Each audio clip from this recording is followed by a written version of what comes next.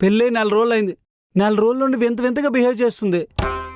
పెళ్లి చూపుల్లో నా వాయిస్ అంతేనండి, చిన్నగానే ఉంటుంది. అదే ఇప్పుడు నా వాయిస్ అంతే, పెద్దగానే ఉంటుంది.